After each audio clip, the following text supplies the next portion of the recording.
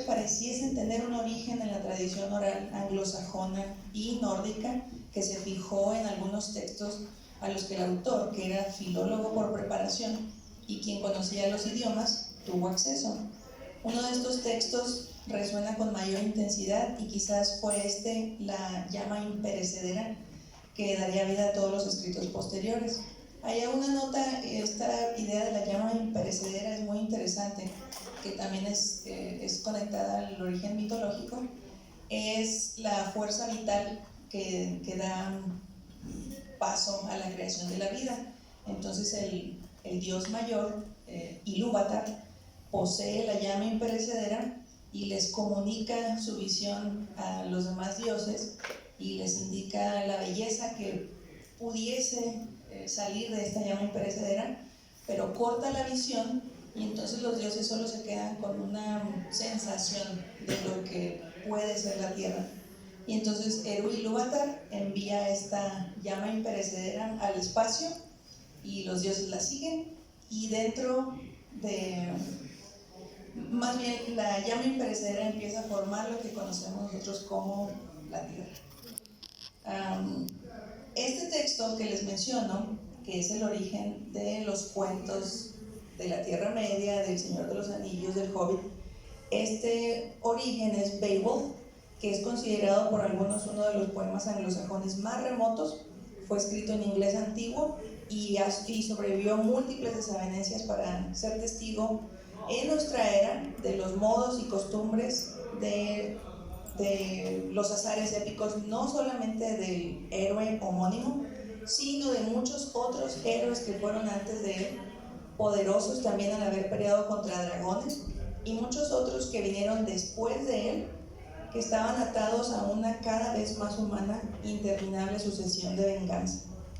El poema cuenta los enfrentamientos que Beowulf busca en su juventud contra Grendel, y posteriormente, debido a la venganza por la muerte de su hijo, contra la madre de Grendel, a quien de manera interesante no se le personaliza con identidad propia, solamente es la mamá. Y ya en su vejez, e incluso cuando la épica generalmente no favorece a los héroes con larga vida, la mayoría de los héroes muere en su juventud y muere en la cúspide de su poder. Beowulf sí llega a ser un anciano y ya en la última parte de su vida se enfrenta finalmente a un dragón que ha dormido por 300 años y es el único guardián muy celoso de un tesoro ancestral. Y este último enfrentamiento marcaría su fin.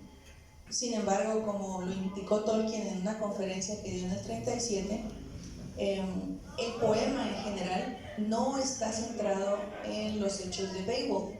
Sí hay una actividad que se centra alrededor de lo que Beowulf hace, pero lo principal no es hablar de él. Lo principal es lo que sucede al inicio del poema y lo que sucede al final.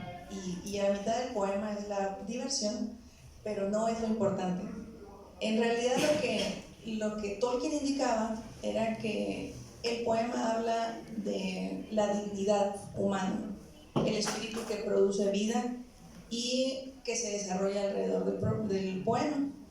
Según Tolkien, el poema trata de las leyendas de hombres heroicos contadas de una manera fresca y renovada para entregarnos una versión no solo diferente, sino mayormente interpretada. Entonces es una colección de historias de héroes que no fue Beowulf el mayor, ni fue el más importante, simplemente es la representación de todos ellos. Y debido a esto, Beowulf no es un héroe común, es simplemente un hombre. Es un hombre que está destinado a morir. Esa es la tragedia. Y incluso cuando hay monstruos, cuando hay dragones, cuando hay monstruos como Grendel, que es una mezcla de hombre y lobo, incluso con todo esto, la preocupación mayor es que el hombre está destinado a perecer. Es inevitable su muerte. Este tratamiento es útil para enmarcar este pasado que al poeta de Beowulf le parecía más noble y le parecía más interesante, y que tal vez a los traductores del siglo XX también les pareció mucho más interesante. Por eso les mencionaba que el poema no es tanto épico, sino es elegíaco, porque trata de la tristeza, de la pérdida, del ciclo interminable de venganza del hombre, del terrible destino de la muerte.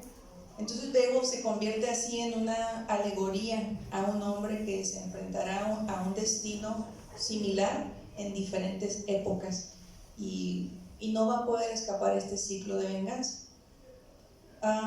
Beowulf sirve como una referencia obligada para entender al menos incidentalmente la tradición anglosajona, con sus fundamentos en las virtudes masculinas, como la lealtad, la amistad, la valentía y el coraje. Y aquí hago un énfasis en esta idea de las virtudes masculinas. En la cuestión de la tradición anglosajona, pues todo giraba alrededor del héroe y del guerrero. El rol de la mujer era proveer nuevos guerreros, ¿no? Entonces, puede ser un poquito negativo, pero realmente es la puerta a la tradición que ofrece este poema. Adicionalmente, el poema es parte de una tradición oral que fue fijada en un texto enmarcado en un periodo literario particular que seguía lineamientos específicos para la comunicación de la historia. Sabemos que este poema viene de cómo las personas contaban esta historia, y hubo un momento en que el poeta decidió compilar todas las historias y ponerlas en papel. La escribió en inglés antiguo y luego ya después de muchos años fue traducida a inglés. Primero a inglés un poco arcaico y luego ya se han ido realizando más traducciones de eso. La poesía anglosajona es muy particular, tiene elementos rítmicos muy particulares. Uno de ellos es la aliteración, que es la repetición de consonantes en la línea, y en este caso la aliteración tiene 4 ocasiones en cada línea, y adicionalmente tiene una parte que se llama cesura o pausa, que es lo que rompe la línea. Y la idea es que la primera mitad se balancee perfectamente con la segunda mitad en ritmo, en contenido, incluso a veces sería en contraste. Pues, si la primera parte es muy fuerte, la segunda parte sería pues también de igual manera intensa, pero era la idea. Y entonces el poema de Beowulf también se divide de la misma manera, en la primera parte hablando de su juventud y en la segunda parte hablando de su vejez, que contrastan una con la otra, ¿no? Otro elemento muy particular de la literatura anglosajona es que usaban palabras compuestas llamadas keningares, y las palabras compuestas, como ustedes lo han observado anteriormente, son 2 sustantivos que tienen un significado particular y se combinan para dar un tercer significado, y el propósito es la economía de palabras, es realmente nada más indicar una imagen que sea mucho más memorable y que sea mucho más fuerte en el lector, y evitar una descripción muy larga que era pues cómoda para el poeta que estaba recitando esta historia. Uno de los ejemplos que yo tengo, y que lo había mencionado antes, no está aquí no lo puse acá, pero un keningar muy común para hablar del mar es swan rad, y swan, que viene de la palabra cisne, y rad, que nos parece a nosotros como si fuera road, pero en realidad no es el sustantivo para camino, sino es más bien el verbo que indica el movimiento de cruzar todo esto. Entonces son 2 palabras muy muy concretas que en realidad debieran traducirse como el camino que el cisne recorre, de la misma manera que el caballo recorrería una planicie. Está larguísimo, ¿no? Y toda esa expresión era algo común para la sociedad que estaba oyendo esa construcción en particular. Eran asociaciones pues que ellos conocían, entonces era más rápido para ellos hacer este tipo de descripción y les parecía normal. A nosotros nos parece muy elaborado y a veces hasta no sé, rechazamos ese tipo de construcción tan larga, de decir, nada más dije una palabra, solo necesito una palabra. El propósito anglosajón era diferente. Tolkien tuvo muchas complicaciones y por eso lo incluyo en este análisis. Tuvo muchas complicaciones porque él quería realmente respetar el origen, el significado original y quería dar o provocar la misma emoción que el poeta hubiese querido provocar, y desarrolló mucha teoría alrededor de su proceso de traducción. Él no publicó el poema de Tolkien en su vida, fue publicado hasta el 2014, hace 5 años, y fue publicado por su hijo Christopher Tolkien, que es el heredero de sus obras y de lo que él tiene que hacer. Lo que sí tenemos es un artículo que Tolkien escribió para explicar este proceso de traducción, que se llama On Translating Beowulf, y es lo que yo les incluyo acá. Y adicionalmente tenemos una conferencia que él dictó, que era en la que rescataba toda la belleza de este poema que él había encontrado. No fue el primero que habló del poema de Beowulf, no fue el primero que escribió de Beowulf, pero sí fue el más trascendente. Y a partir de Tolkien, muchos otros académicos empezaron a ponerle atención y a hacer análisis de esto, y pues ya tenemos todo este siglo de traducción alrededor de Tolkien. Lo que sí les incluyo acá son ejemplos específicos de las traducciones de secciones que a mí me parecen importantes. Miren.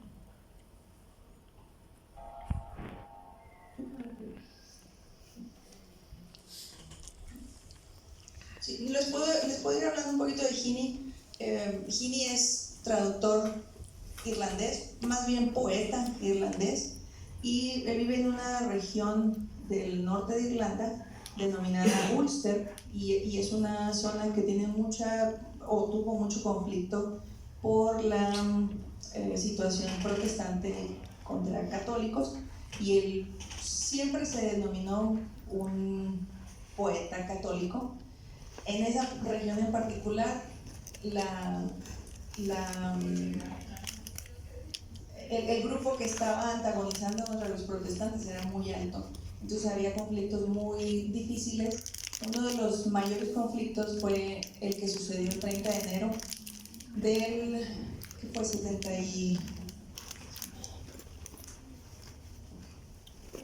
que se denominó Bloody Sunday, y fue cuando ciertas personas fueron a protestar, que querían que se les respetara sus derechos, y pues la policía los atacó y muchos murieron, ¿no?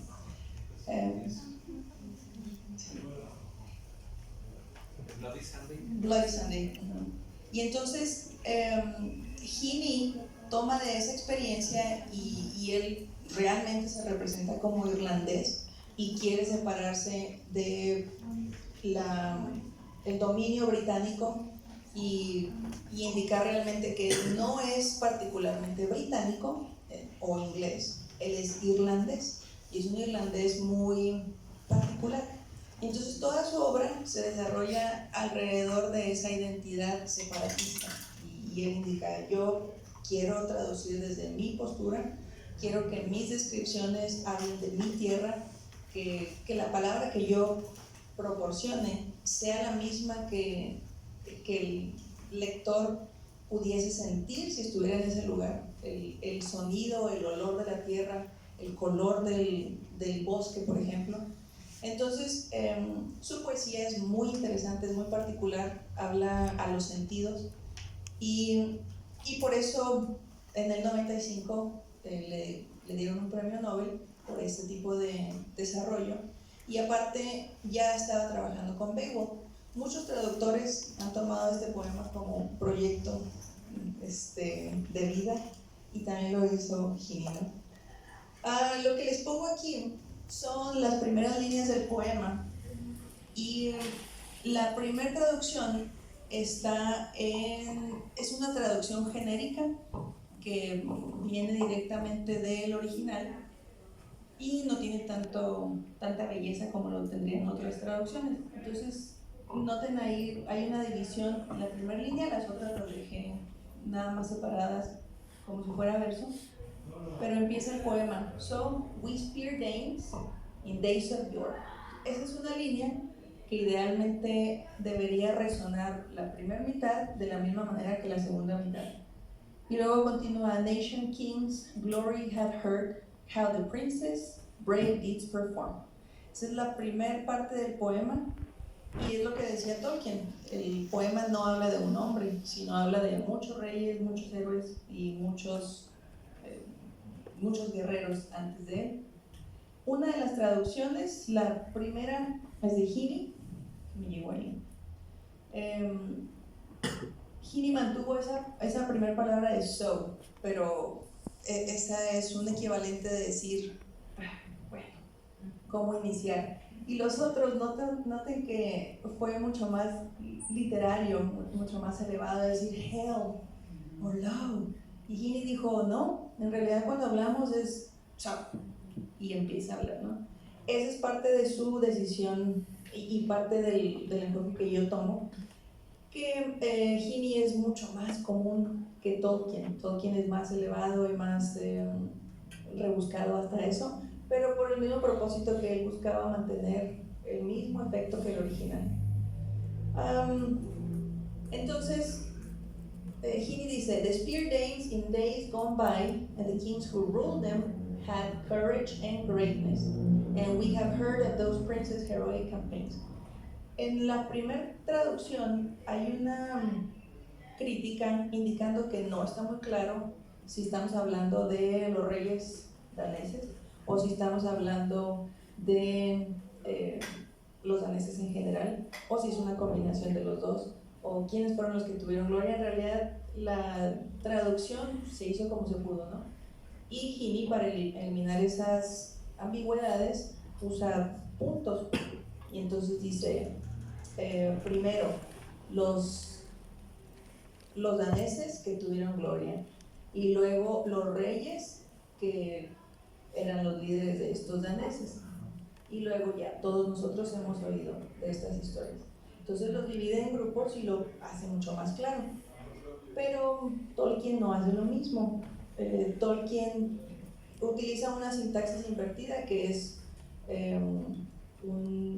una técnica particular para que la estructura se vuelva más literaria, y en lugar de empezar con el sujeto lo invierten y dice, lo, the glory of the kings of the people of the spear Danes in days of old we have heard tell.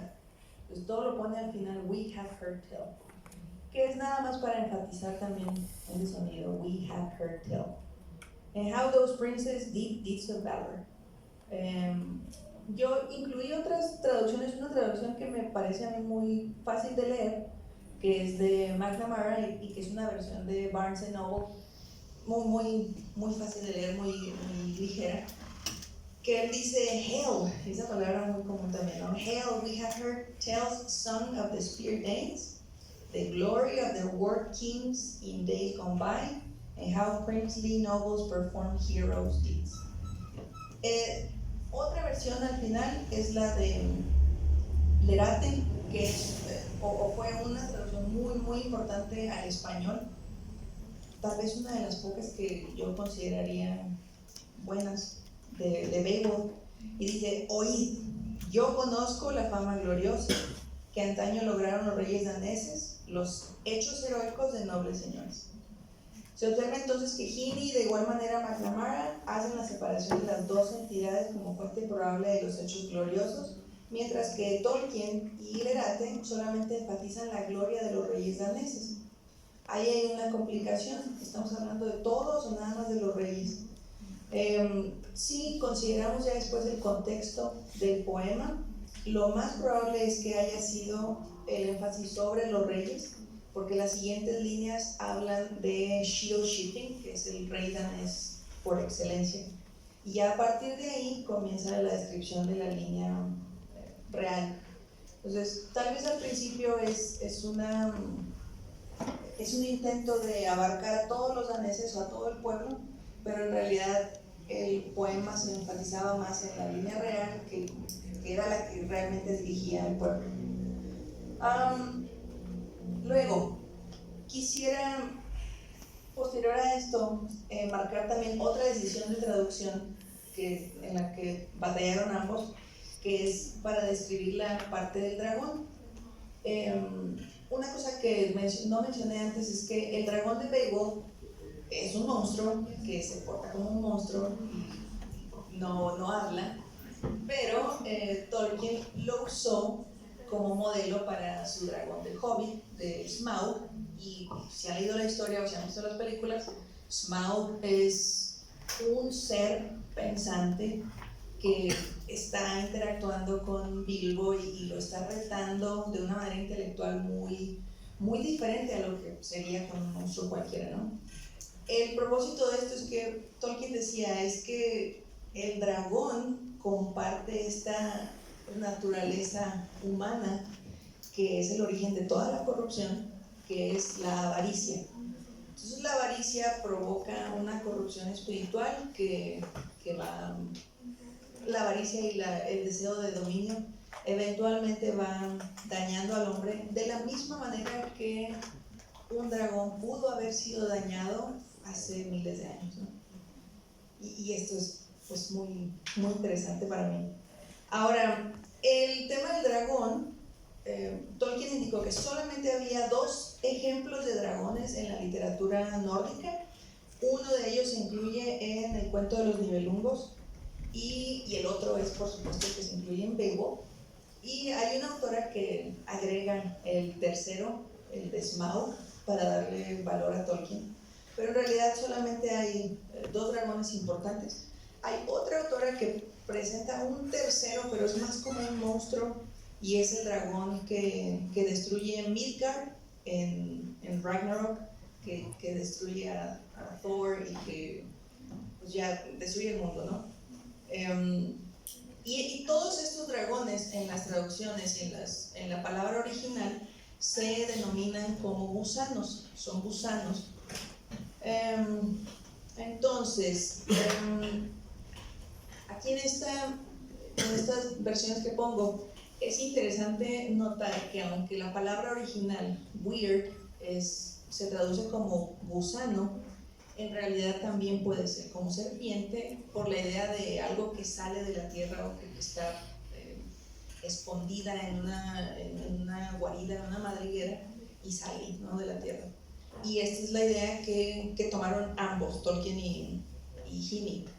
Aquí en esta versión habla del momento en el que un ladrón, por accidente, cae en el túnel que lleva al centro de la montaña, donde el dragón tiene su tesoro, y pues está impresionante todo, ver la inmensa cantidad de un tesoro ancestral que el dragón está cuidando, y cuidando es irónico porque más bien él se apropió de ese tesoro.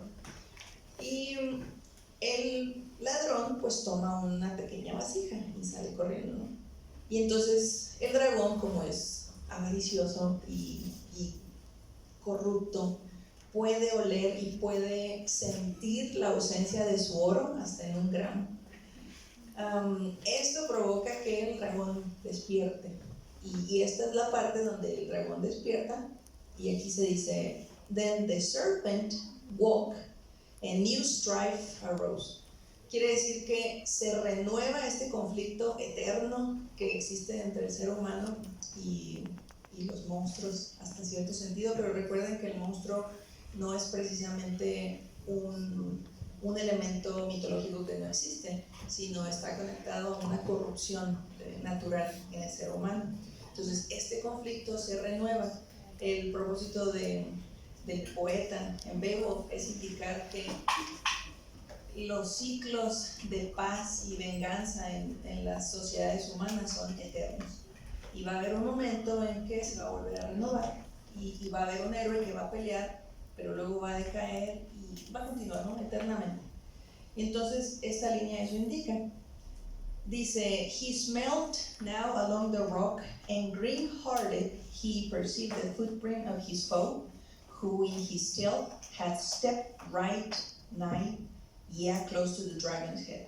Lo importante aquí, lo que quería yo indicar era esa última sección de Dragon's Head, para especificar que algunos autores, especialmente en el caso de Tolkien, lo consideran como un dragón que está dormido, que es un monstruo dormido, pero Heaney en la parte de abajo sí le pone in his dreaming head. Entonces es un monstruo que está en un proceso humano de soñar. Y este sueño, cuando él despierta y cuando ya se enfrenta al guerrero, es el dragón se acuerda, y no porque precisamente él haya estado en esa batalla, pero se acuerda y tiene memoria de un conflicto anterior en donde hubo un dragón anterior con un héroe anterior que tenía una espada muy muy peligrosa y que lo iba a matar. Entonces no pudo haber sido este mismo dragón, tuvo que haber sido otro. Había entonces es como una memoria colectiva en el dragón, lo que indica que este monstruo no es para nada un elemento como mito, ¿no? Y luego, en próxima. En esta parte,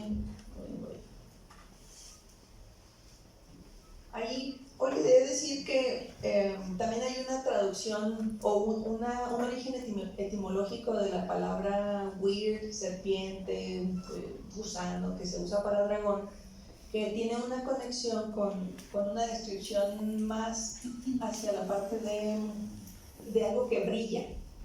Y es muy interesante, que estas dos definiciones se puedan unir. Si es una serpiente que brilla, pudiese conectarse a la serpiente que respira fuego, ¿no? Y que produce este tipo de brillo cuando respira fuego. Luego, en esta otra traducción, es justo antes de que vaya a pelear contra Beowulf, y ya aquí Beowulf sabe que esta es su última batalla y sabe que posiblemente vaya a morir, está preparado, y contrario a lo que sucedió en sus batallas previas, de todas formas se pone toda su armadura y está listo, pero siente ahí una pequeña sensación de que ya va a morir. Entonces la bestia también ya está preparada y dice, now with the heart of the coiling beast steered to come out of fight. Y esta descripción es muy particular para una serpiente, y es cuando el dragón mismo siente que esto ya sucedió antes. Cuando Beowulf saca su espada y muestra su espada, que es una espada de un linaje antiguo, ambos sienten terror uno del otro y ambos saben que esto no va a terminar bien para uno ni para otro, ¿no? Que es la promesa del héroe.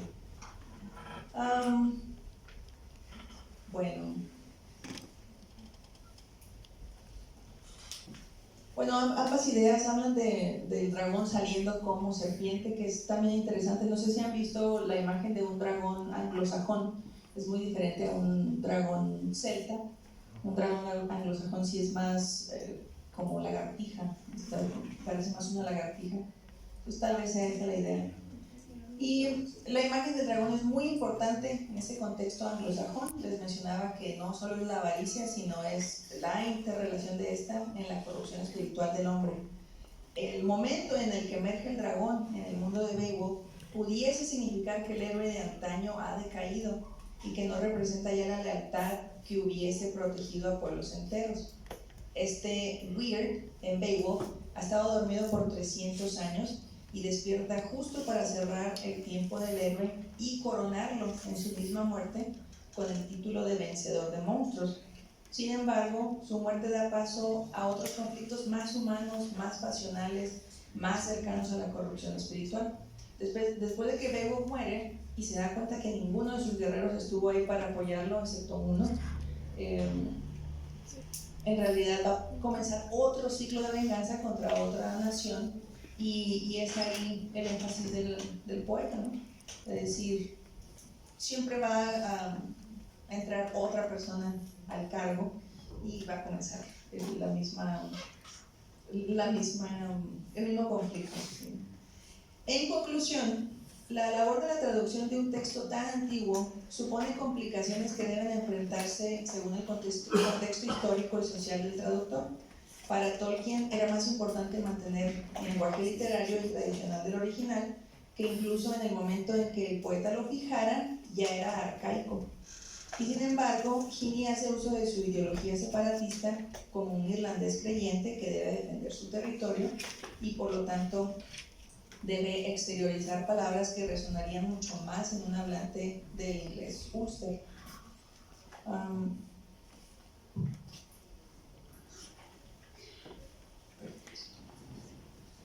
Sin embargo, las palabras no solo deben usarse porque son anticuadas, sino porque aún pertenecen a un contexto literario que produciría un ambiente que evocará lo más posible el sentimiento que el poeta original hubiese querido tener.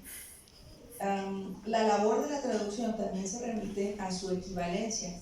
En este contexto, en el ejemplo de los Kenningares, el propósito original del Kenningar era el de manifestar de la manera más rápida y clara posible una imagen en lugar de recurrir a una descripción con analogías o metáforas.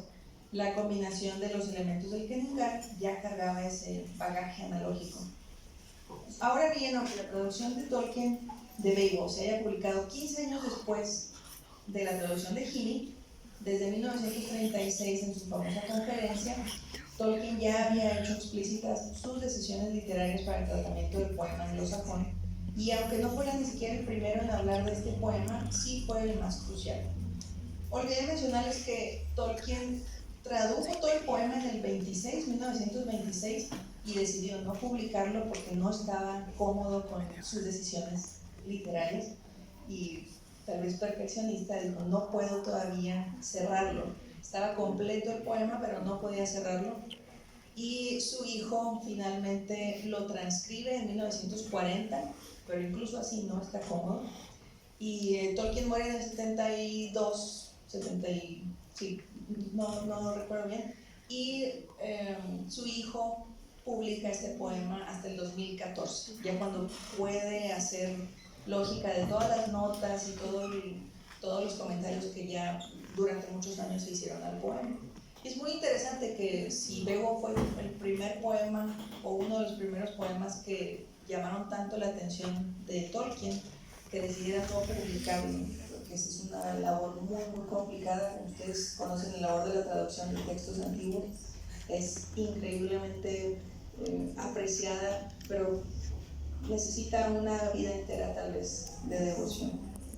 Y incluso cuando Tolkien inició este proceso y Seamus Heaney indica que él no tuvo nada que ver con El Hobbit, que nunca lo leyó y que no le interesa, es muy difícil separarse de una tradición literaria en la traducción y que no incida indirectamente en las decisiones que tienen los traductores modernos. Es precisamente toda la teoría de la traducción que se va desarrollando y que incidentalmente recae sobre los traductores modernos.